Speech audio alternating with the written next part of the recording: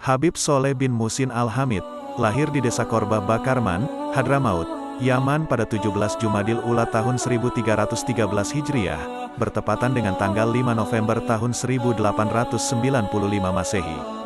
Habib Soleh lahir dari keluarga seorang ulama sufi yang juga bekerja sebagai pedagang di Hadramaut. Ayahnya bernama Al-Habib Muhsin bin Hamid sedangkan ibunya bernama Aisyah. Dan Habib Soleh wafat di Tanggul ketika senja pada hari Sabtu, tanggal 8 Syawal 1396 Hijriah bertepatan dengan tanggal 2 Oktober tahun 1976 Masehi. Beliau wafat setelah berwudu dan sebelum sempat melaksanakan salat maghrib. Dimakamkan pada hari Minggu, 9 Syawal 1396 Hijriah, setelah salat zuhur di samping kiblat Masjid Riyadus Sholihin. Habib Soleh bin Muhsin Al-Hamid, beliau adalah seorang wali kutub yang lebih dikenal dengan nama Habib Soleh Tanggul. Berasal dari Hadramaut dan pertama kali melakukan dakwahnya ke Indonesia sekitar tahun 1921 Masehi dan menetap di daerah Tanggul, Jember, Jawa Timur. Pada usia 26 tahun yaitu pada bulan ke-6 tahun 1921 Masehi, dengan ditemani Asy-Syaikh Al-Fadil As-Soleh Salim bin Ahmad Al-Askari, Habib Soleh meninggalkan Hadramaut menuju Indonesia. Mereka berdua singgah di Jakarta untuk beberapa saat, kemudian menuju ke Lumajang di kediaman sepupunya Al-Habib Muhsin bin Abdullah Al-Hamid. Habib Soleh menetap di Lumajang untuk beberapa lama, kemudian pindah ke Tanggul dan akhirnya menetap di sana hingga akhir hayatnya. Habib Soleh mendirikan masjid yang diberi nama Masjid Riyadus Sholihin. Bermula dari hadiah sebidang tanah dari seorang muhibin almarhum Haji Abdur Rashid kepada Habib Soleh, yang kemudian diwakafkan dan didirikan masjid di atasnya. Karomah Habib Soleh Tanggul sangat banyak. Suatu ketika Habib Soleh Tanggul bertemu dengan Nabi Khidir alaihi salam. Kala itu, layaknya pemuda keturunan Arab lainnya, orang-orang masih memanggilnya Yik, kependekan dari kata Sayyid, yang artinya Tuan, sebuah gelar untuk keturunan Rasulullah. Suatu ketika Yik Soleh sedang menuju stasiun kereta api Tanggul yang letaknya memang dekat dengan rumahnya. Tiba-tiba datang seorang pengemis meminta uang. Yik Soleh yang sebenarnya membawa 10 rupiah menjawab tidak ada, karena hanya itu yang dimiliki.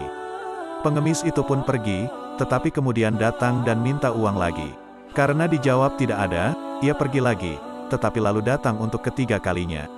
Ketika didapati jawaban yang sama, orang itu berkata, yang 10 rupiah di saku kamu. Seketika Yik Soleh merasakan ada yang aneh.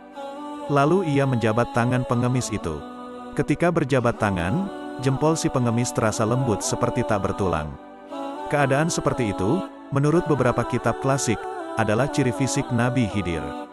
Tangannya pun dipegang erat-erat oleh Yik Soleh, sambil berkata, Anda pasti Nabi Khidir, maka mohon doakan saya. Sang pengemis pun berdoa, lalu pergi sambil berpesan bahwa sebentar lagi akan datang seorang tamu. Tak lama kemudian, turun dari kereta api seorang yang berpakaian serba hitam dan meminta Yik Soleh untuk menunjukkan rumah Habib Soleh. Karena di sekitar sana tidak ada yang bernama Habib Soleh, maka dijawablah tidak ada. Karena orang itu menekankan ada, Yik Soleh menjawab, di daerah sini tidak ada yang bernama Habib Soleh, yang ada Soleh, yaitu saya sendiri ini.